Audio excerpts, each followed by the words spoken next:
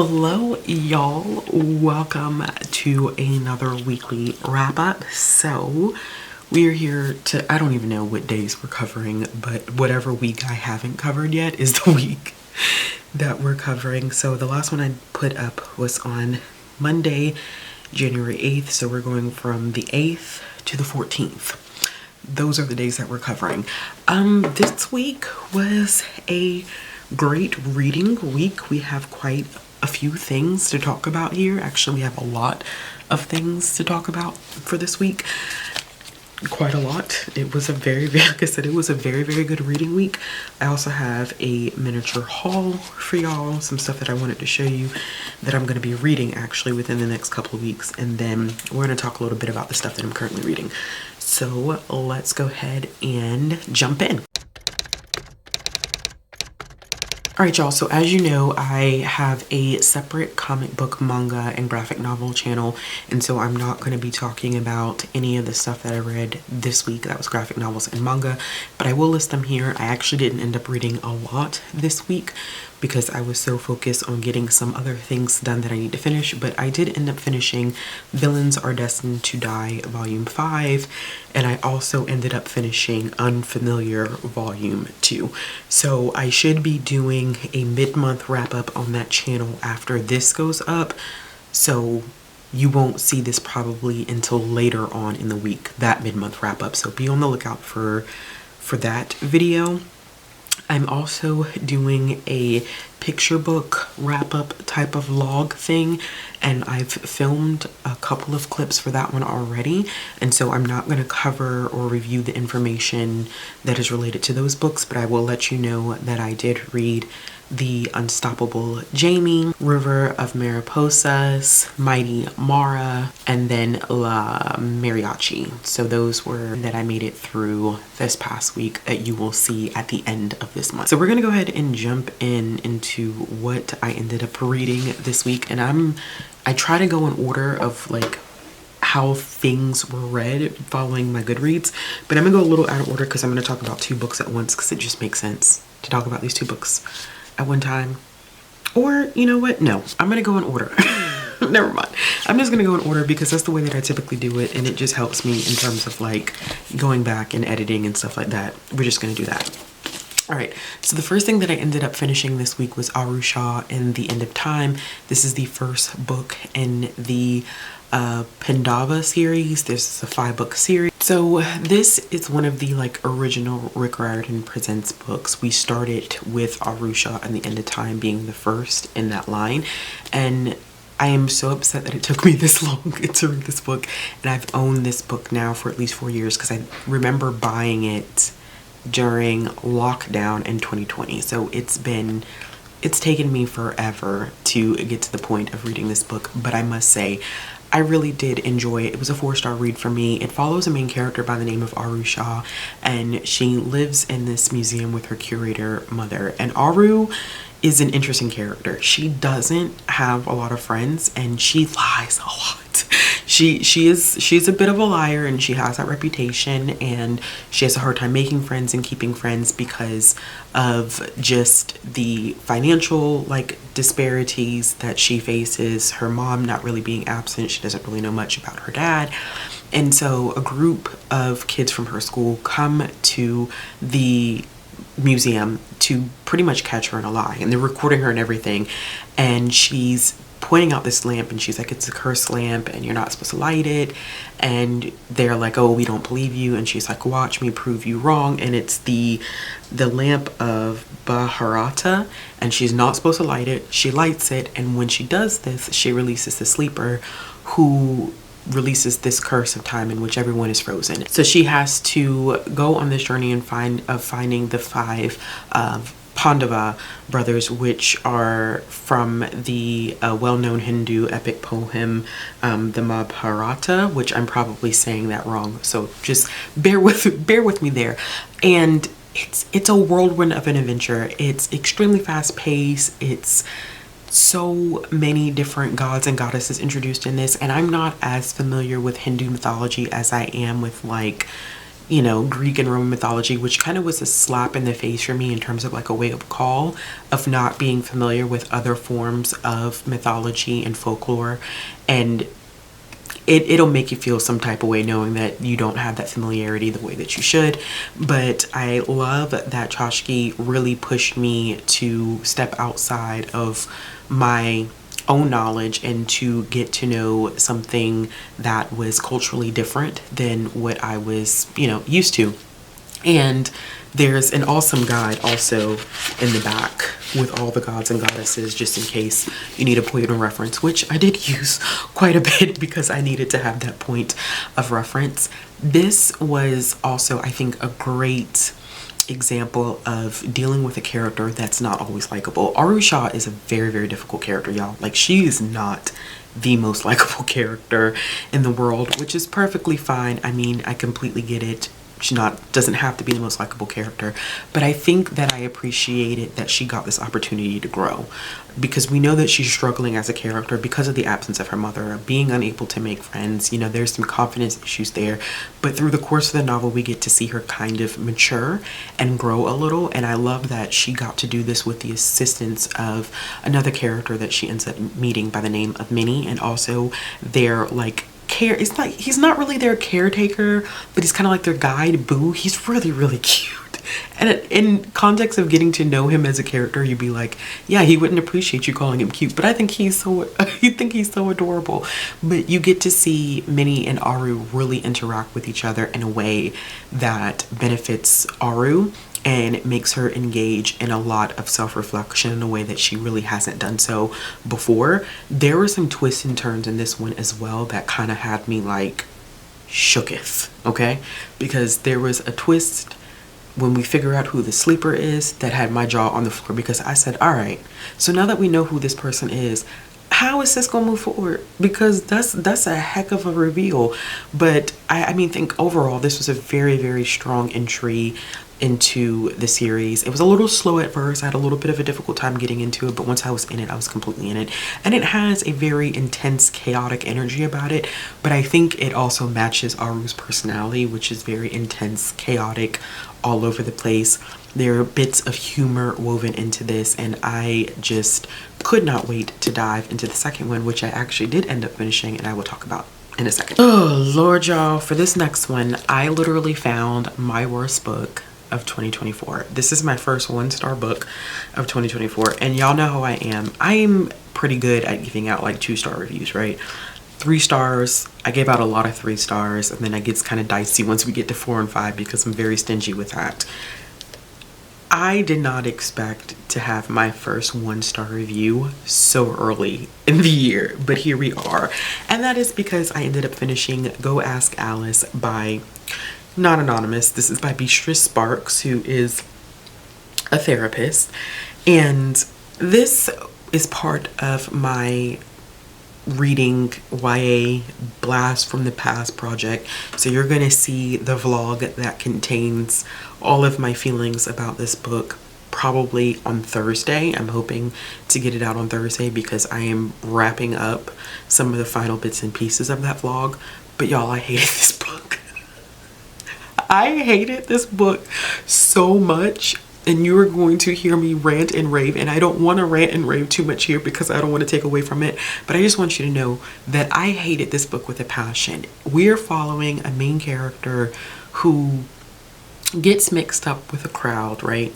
They smoke weed, whatever. She goes to a party, she has a drink that ends up being laced with LSD, and then she just goes on this downward spiral of drug use and prostitution, and ending up in a psychiatric facility, which that part alone had me wanting to claw my eyeballs out because I just could not believe like the things that were written in there. This book is problematic in so many different ways. This book is horrible, and it is a scare tactic. This is clearly a scare tactic. This came out in the 70s. This would have been a book of its time. It got raving reviews from some of the most prestigious literary journals when it came out, only to find out that all of this is a lie. Okay, because Beatrice Sparks says that this is all taken from the journal of this actual person, It's not. She made all of this up. None of this is true. And when you read this book, you will understand, like, this can't possibly be true. Like, it is chaotic in so many different ways. It is chaotic. It is problematic. I can understand that, like, a teen would read this and really, like, gravitate towards it and be intrigued by the drama of it all. But honestly, I wouldn't actively and openly recommend this book to any teenager that's looking for more information about the dangers of drug use. Like, I understand having those conversations and, you know, looking at cautionary tales, but this is not how this should have been delivered and packaged towards teenagers. I know that it probably kept a lot of teens from doing drugs, but this is not a healthy way to do it, to have conversations about the dangers of drug use. I think the perfect example of that, where we tackle like some hardcore drug usage, downhill, not a happy ending, we hit rock bottom, I'm always going to say it's Heroin by Mindy McGinnis. That is one of the best YA books that I've read that's tackled drug use and addiction in a way that's like graphic and detailed, but is also realistic in a way that's like, this is what can happen. It may not happen to everyone, but this is what this may look like, and here is what support should look like. I think that was probably like my biggest issue with this book, is that she ends up at one point completely homeless. All right, homeless, prostituting, she's young, and when she ends up back at home with the assistance of someone in a church, her parents do nothing. Your child was literally homeless for months, and you're telling me like no conversations need to be had.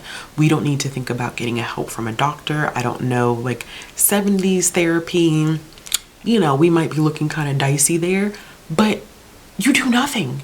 We just pretend that nothing happened, and we're just going to go back to our regularly scheduled program where clearly your child had, and not even just had, has an addiction issue. Your child has an addiction to drugs, and we're not going to talk about it. We're just going to pretend like everything's okay because now she's back home, and then we're going to encourage her to do things like date and go hang out. And I'm like, yeah, no, that's not helping the problem. So then it for me, it was also like perpetuating this idea that once you start doing drugs, you can get help from nowhere. And I'm like, yeah, no, like, that's not how this works. Like, that's not how this should be, because inevitably some people have brains that are more addictive than others. Like, I think that Mindy McGinnis shows that so well in her book, and I really low-key almost want to do like a comparison and contrasting of the two, because in Mindy McGinnis's book, she shows that she has two characters. I mean, we are fixated on one character in towards the beginning and middle and end, but at the very, very beginning, she shows how you have two characters who get in the same accident and both end up on oxy. One takes their dosage and they're fine, and the other takes their dosage and it ends up being an addiction. And so, granted, we may not have had the knowledge in the 70s that we have now, but oh my gosh. I would not pass this book out now. This may have been kind of like the first of its time in the 70s, but it doesn't hold up. I'm telling you, it doesn't hold up. It may have been sufficient, adequate, and fine for the 1970s, but in 2024, this is not one that I would openly recommend about drug use and addiction. It just ain't it. So I will be sharing so much more of my thoughts on this one whenever that vlog goes up. Fingers crossed, it will be Thursday. The next book that I ended up finishing was Every Heart a Doorway by Shauna McGuire. I think everyone pretty much knows about this book. Now, I picked this up as a reread. I first read this book in 2018 and decided that I wanted to reread this one and continue on with the series because the 9th book just released this past month. And I always hear such good things about these books. They're relatively short. These are Tor.com novella length books, and so I think I was able to finish this in maybe like 2 sittings. Just I kind of like chunked it out to finish it in 2 sittings. And it is a adult fantasy book where we're following these group of children that end up at this house under the care of a teacher that is supposed to be helping them after they come back from their portal visits. So one thing that you see in a lot of like children's literature, which I think was very, very interesting in this book, what you see in children's literature is like a lot of portal fantasy, like going away to these magical worlds and getting away from the troubles of, you know, childhood and dealing with adults and parents and caregivers. And so we are seeing these kids after the fact. So they're struggling with having to readapt to being in this world when they've gotten so accustomed to their portal worlds. And a lot of that has to do with the fact that they were never truly happy or satisfied being in this world for one reason or the other. So in this one, we're following a main character by the name of Nancy, who is coming back. I forget what her world is, because, you know, you have like nonsense and logic, and then virtue and what's the I don't know if it's mischief or something like that, but the different like classifications of the world. But she comes from a logic world where she is basically around death.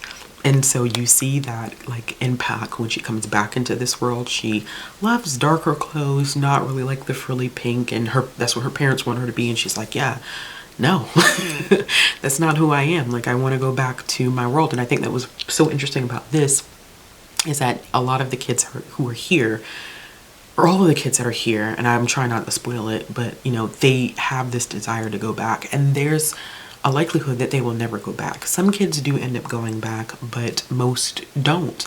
And so they're teaching them how to cope with living in this new normal, because our world is no longer a normality for them.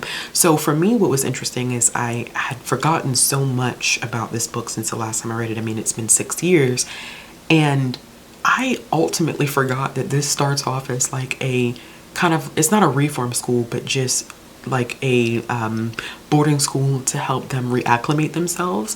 I forgot that this is a full-blown like murder mystery.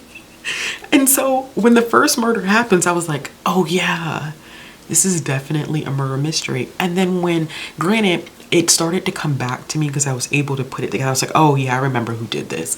So putting it together, I was like, oh, okay, now I remember the bits and pieces. But I'm telling you, the first time I would have read this, I would have been like, yo, like what in the world? This is where we also meet Jack and Jill, and I cannot wait to read the second book, because those two, my dear, why I need to know what happened in their world, because it definitely informed a lot of the things that happened when they got back, because my God, like that was wild. We have some just amazing characters. There's great queer representation in this. The storytelling is great. There was a specific line in this which I wish I would have, like, because this is not my copy, this is a library copy. I wish I would have like sticky noted it or something like that, because one thing that Nancy had asked Eleanor was why there were more, or did she have orientation with Lundy? She had orientation with Lundy. She didn't ask Eleanor. She had orientation with Lundy, and I actually did find it. Where she asked Lundy, why were there more girls at the school than boys? And I was like, oh, I wonder why. Like, that's a good point, because we only have like Cade and a couple of other boys that are at the school. And so I was like, yeah, why is that? And then Lundy's response was everything. But that line that really, really stuck out to me was, we notice the silence of men, we depend upon the silence of women. Tattoo. Like, literally, when I tell you, there's been already in 2024, there's been 2 books that have had lines that for me are tattoo worthy. And honestly, I know that may seem like weird, like why would you want, because it has never been more true. Like, we notice the silence of men, we depend upon the silence of women.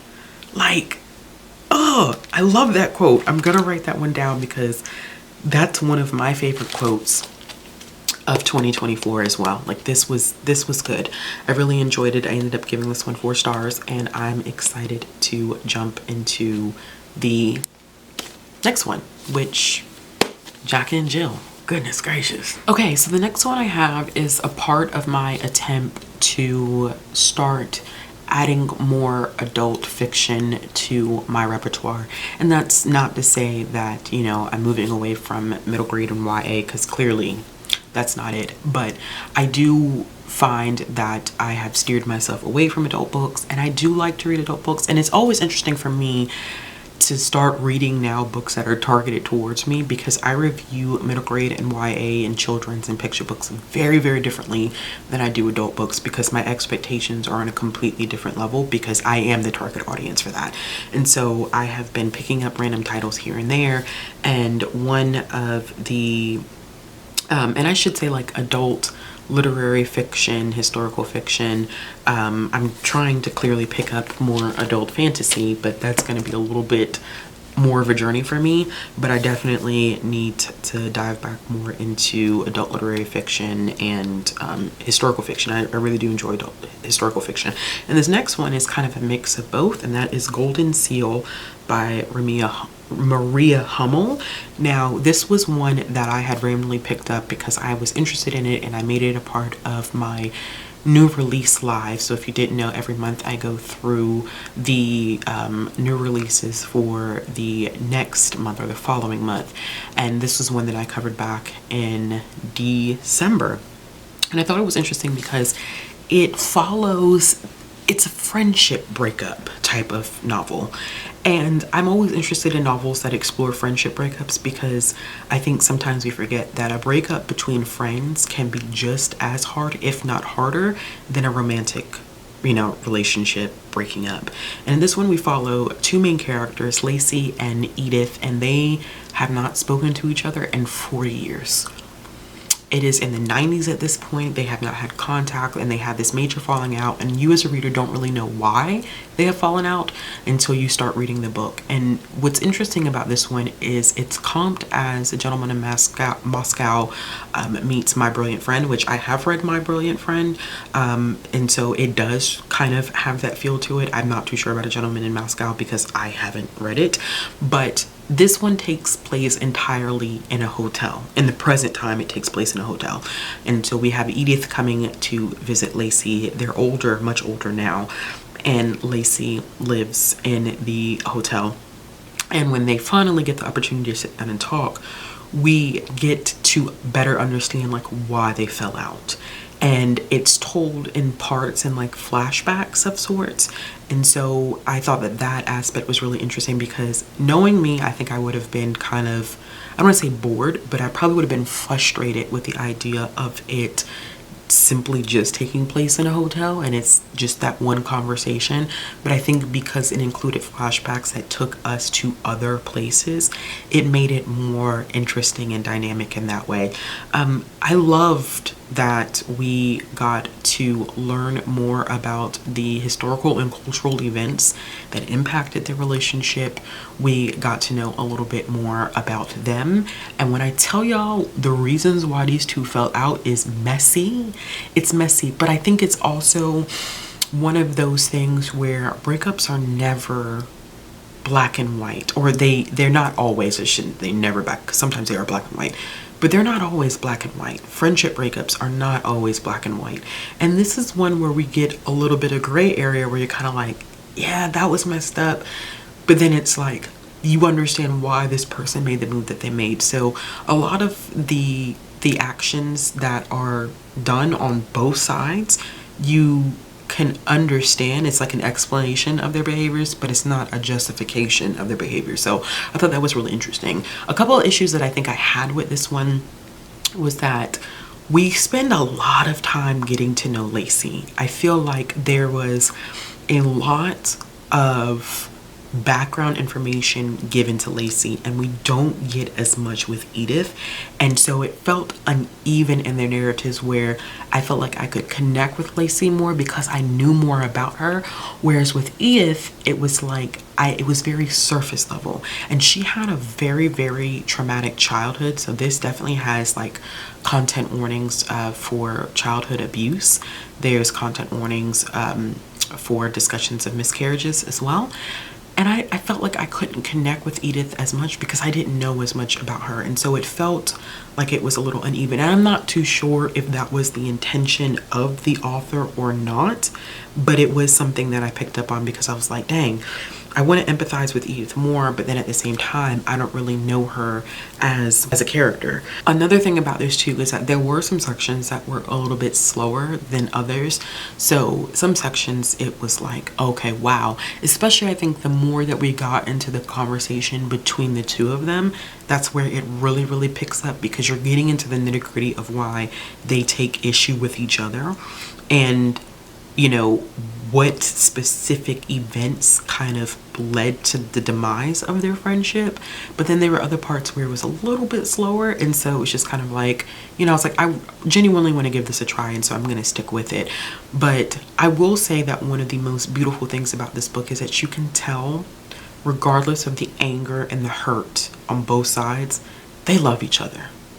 And I think that that says something about friendship, is that it's hard and you can still love and care for someone that has hurt you so deeply and has really committed some, it's not crimes, but some actions that happened between these two was pretty rough. But overall, it was a solid read. I ended up giving it 3.5 stars. The next one that I ended up reading was a YA contemporary book, and that was OK Cupid by Mason Deaver. This is my first Mason Deaver book, and it is a cute YA contemporary romance. We're following a main character by the name of Jude, who is a non-binary Cupid.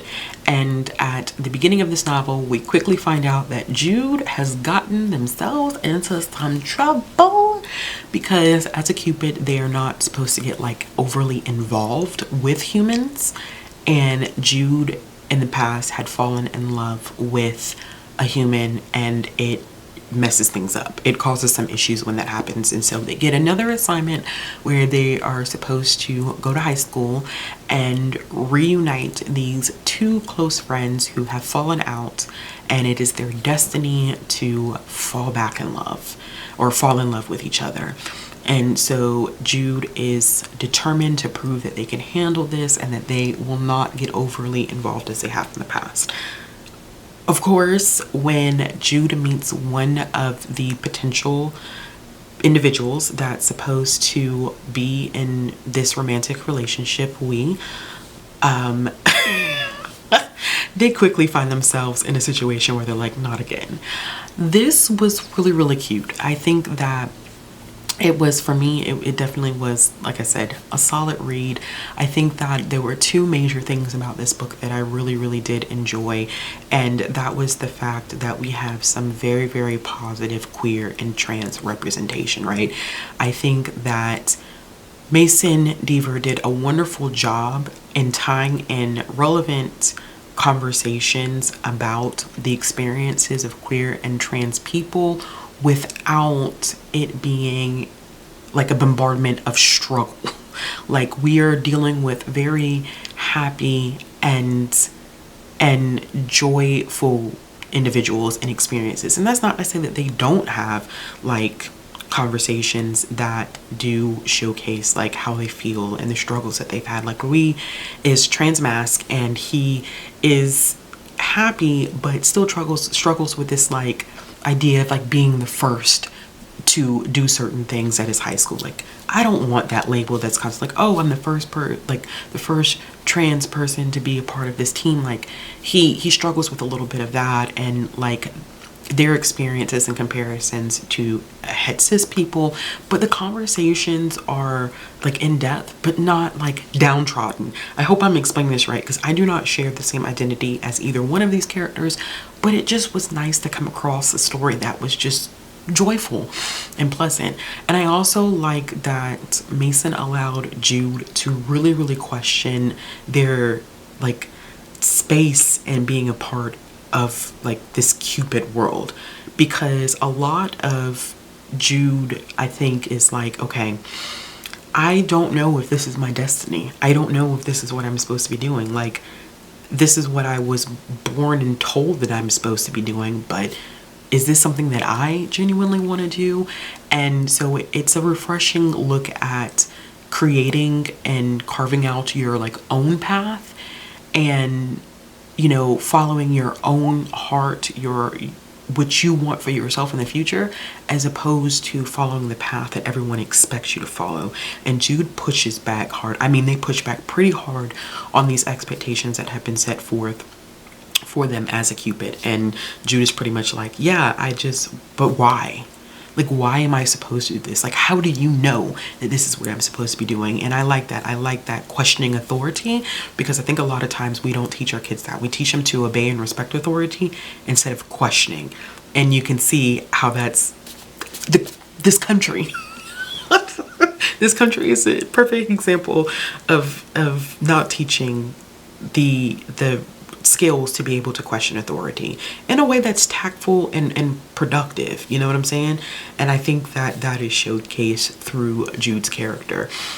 One of the things that I did not really care for about this book, and which I thought could have made it a stronger book instead of it being 3.5 and would have made it like a 4-star read for me, is that Mason introduces this really intriguing idea of Cupid's taking human form and walking amongst us and being amongst us as humans, right? So this has like a light fantastical type of spin to it, but we don't know anything about this Cupid world. We get like bits and pieces through Jude's character, but that aspect of this book is completely forgotten about, which I think is kind of in some ways a little problematic, because if we're gonna do a contemporary like light fantasy, then that aspect of the book should have been developed more. And I'm not saying it had to be like hardcore detailed, but you're really given nothing about what this Cupid world looks like, you know, on a global scale. Like, what does this look like and how do they function? And, you know, are they like, is everybody born into this? Like, it just minor details I think that it could have made the world building of this a little bit better. I also thought that this one was a little slow for me at first. Like, I picked it up and then I stopped it and I'm like, yeah, I'm not really into it. But I was like, I don't want to DNF. I want to give it a good try. But it was so slow in the beginning, and then finally it picked up and I was like, okay, now I feel like I'm in a space where I have been pulled in enough that I can finish it. And so yeah, I mean, I'm glad that I did, and I'm interested in checking out more of Mason Deaver's books. But it was a solid read. I mean, it was solid. 3.5 stars, like I said. All right, the next one that I have is another one that was a part of my of my project of like reading YA books from the 70s and 80s. So you're gonna hear more about this one as well when that video goes up on Thursday. But I ended up starting and finishing Killing Mr. Griffin by Lois Duncan. This book is off the chain, man. This book is like this book is low-key off the hinges. Like, I have heard of Lois Duncan before, not just because I know what she did last summer, which of course has a movie adaptation, but I know about Lois Duncan because Lois Duncan is considered a pioneer in young adult literature. This is where, and even in this video, I'm going to talk a little bit about the shifting that we start to see with Lois Duncan, because prior to Lois Duncan and a couple other authors, you see a lot of like young adult realistic fiction and a lot of what they call problem books. So these are books that try to address the issues that teens of that time may have been facing. You don't really see a lot of genre fiction in the earlier parts of the development of young adult literature. And so Lois Duncan is one of those pioneers that begins to shape with what young adult thrillers and mysteries will begin to look like. And so I was very interested in picking this up, very knowledgeable about the impact that she's had in young adult literature, but I had never read a book by her. And so this was my first rodeo, and I chose Killing Mr. Griffin. I could have gone with another book previous to this one for the 70s and 80s, but I already had a copy of this, and so I was like, I'm just gonna go with this one. This book focuses on a group of teenagers who decide that they want to kidnap their teacher to teach him a lesson about being too hard on his students. I'm like, so essentially when they kidnap him, things go left and Mr. Griffin ends up dying. And so we spend pretty much the course of this novel watching them try to cover up his death. And there were some other potential murders or like attempts of murder that happened also throughout this book. This book is pretty predictable, I'm not gonna lie to you. It's not that difficult to figure out like who is responsible for a great portion of what happens.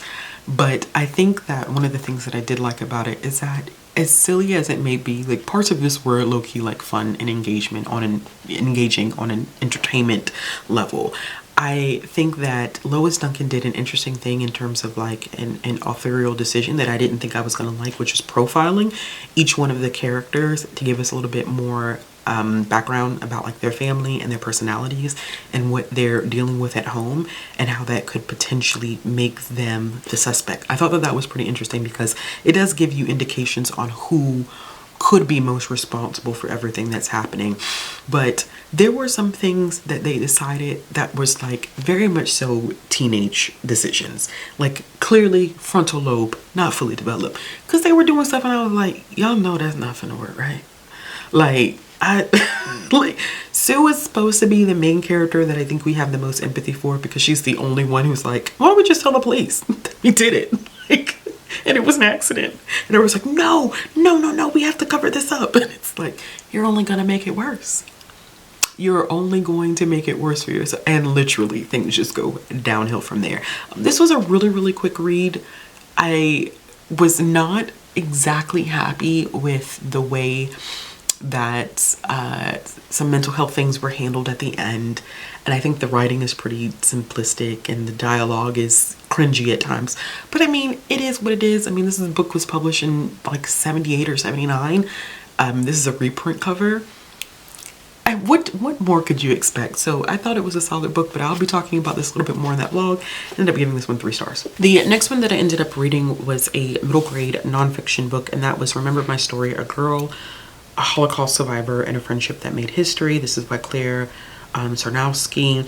This is about the friendship that Claire had with a Holocaust survivor by the name of Alter. She first met him when she was in elementary school, and he came to her school to speak about the book that he wrote, and they ended up continuing contact as she got older, and they form this really interesting and heartfelt like intergenerational friendship. And a lot of that has to do with like Claire being an activist and growing up in a period of time in which she kind of saw the country enter into the level of divisiveness that it's in right now. And so she talks a little bit about like the 2016 election, school shootings, some of like the racist antics that she saw kind of like uptick at her school. And she comes to this like conclusion that if kids were educated about topics like the Holocaust, they would have more empathy and they wouldn't be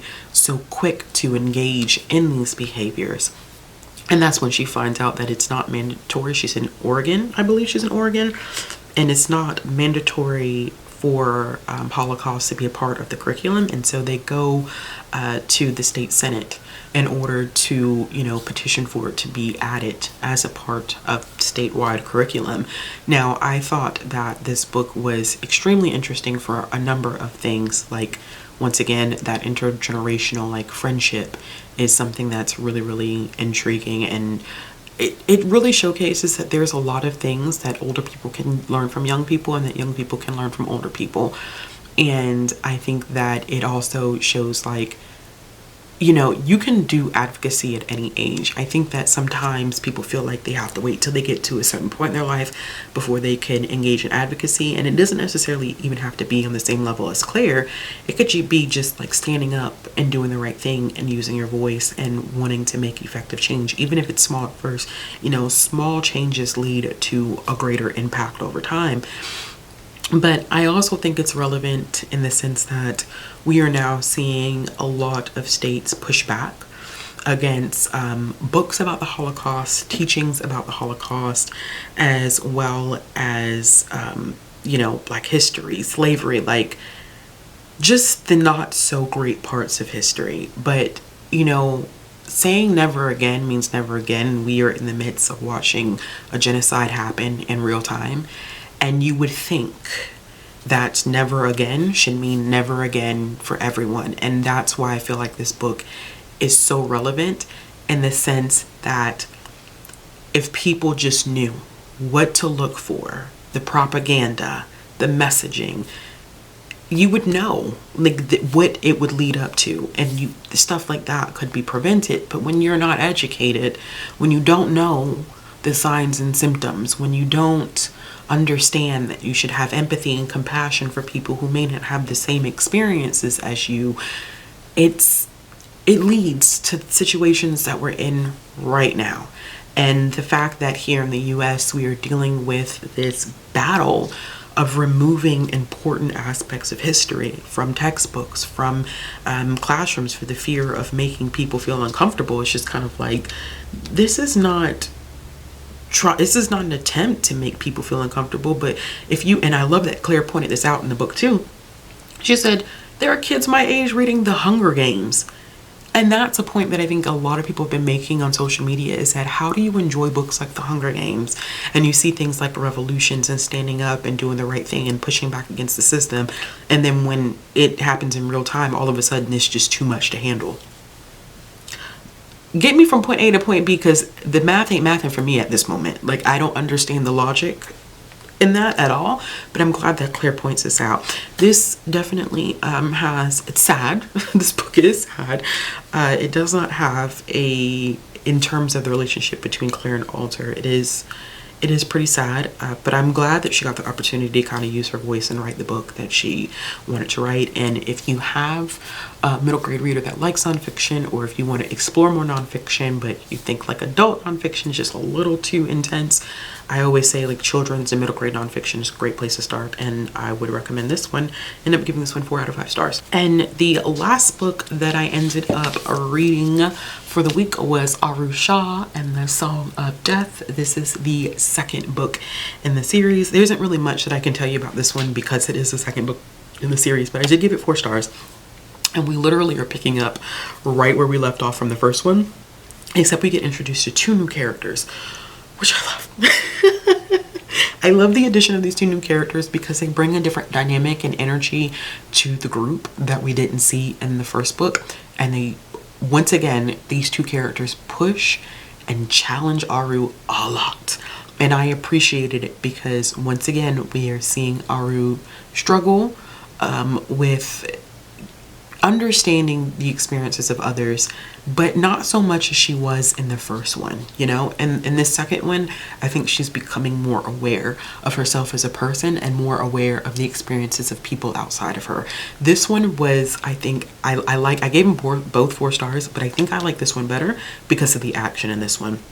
They end up having to do another quest that has to do with some missing objects, and they have to recover and figure out who did what, who took what. And in doing that, the messaging in this one that I thought was so great is that they have been taught so many positive things about the heroes, even about the Pandava brothers, right? And in this book, it's kind of dissected in a way that everyone that you think is good is not always good, and everyone that you think is bad is not always bad. Everybody has a story, and there's multiple sides to that story. And so in the course of them trying to complete this quest, they end up figuring out that things that they had been taught are not 100% accurate, and that when you think that someone is completely in total evil, like they're evil, there's a reason behind that these individuals are not just mean and evil and bad just because. It's something that has been done to them, this great betrayal, this heartbreak, something that has occurred that has made them completely do a 180 from who they were before. There were a lot of new interesting characters introduced in this one.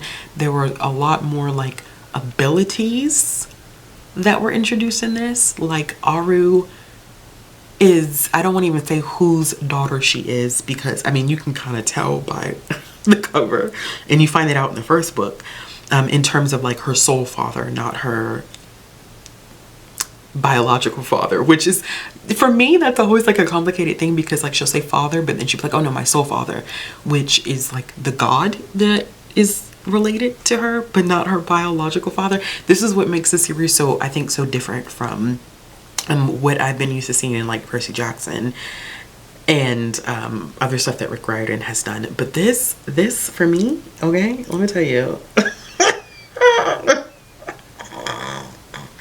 this was intriguing.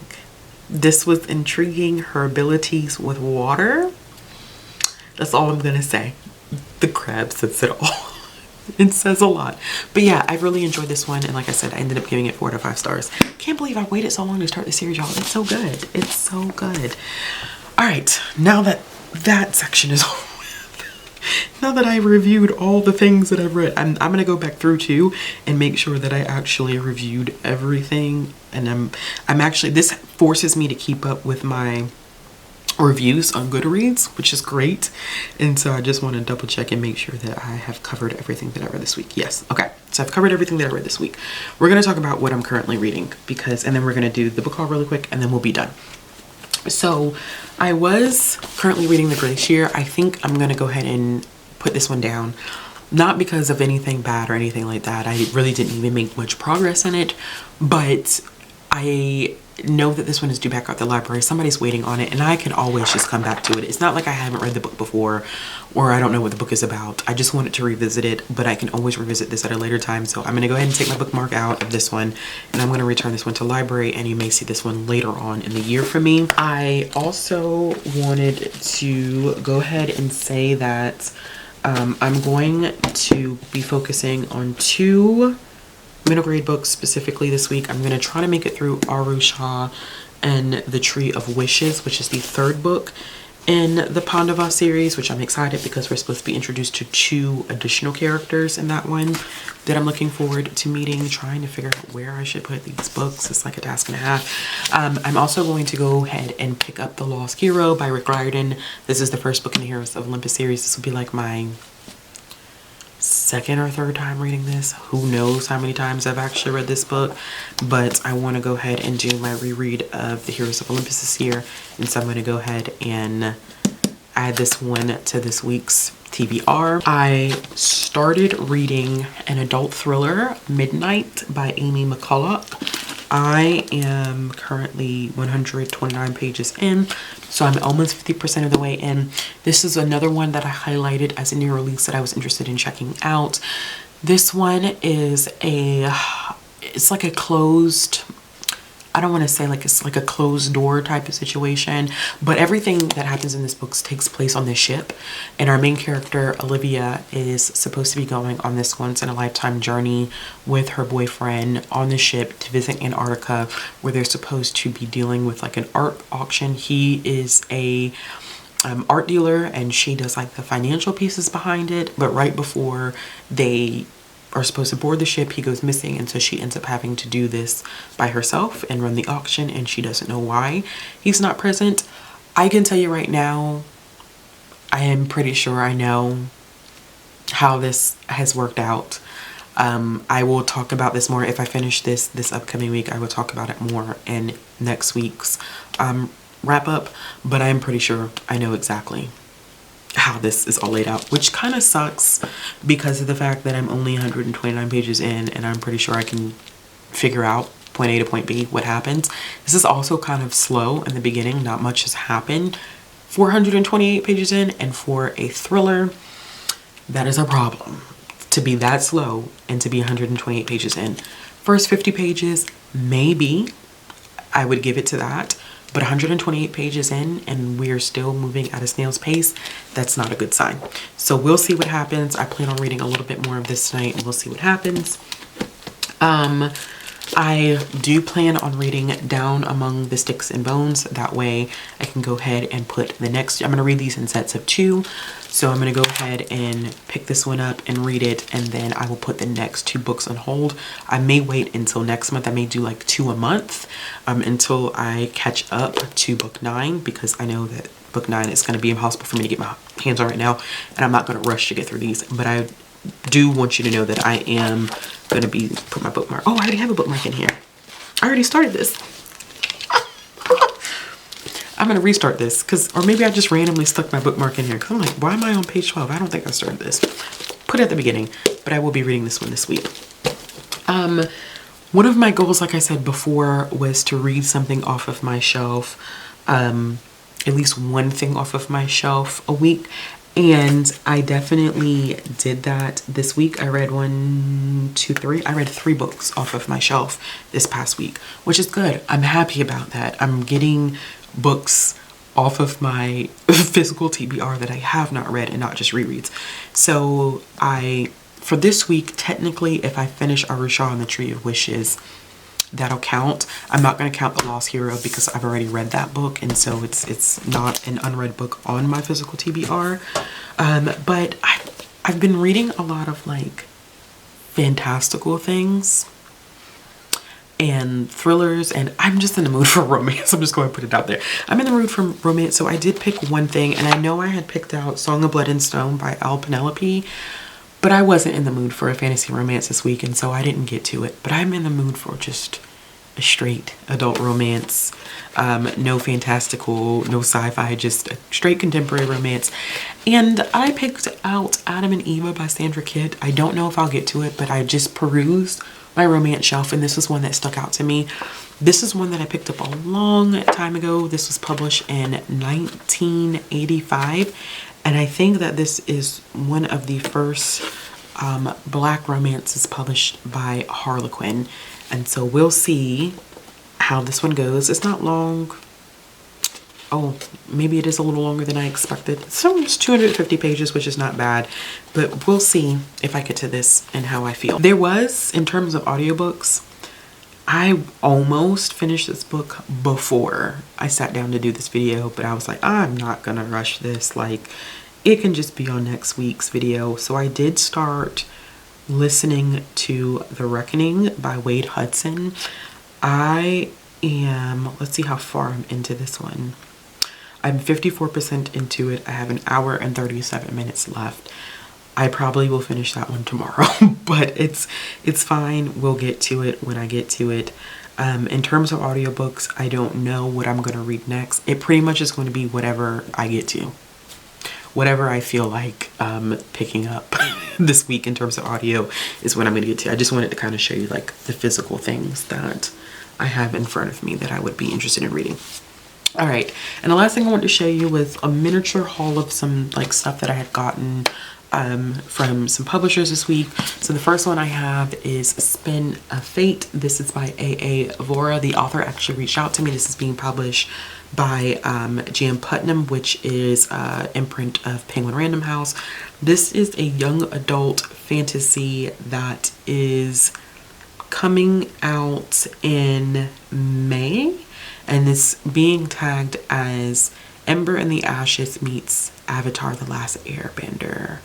Not to be missed, high fantasy debut inspired by Indian philosophy. So I'm interested in this one a lot. I've actually heard good things about this one already from others that have received early copies from the author. So I probably won't pick this one up this week. I probably will save this one for closer towards the end of the month.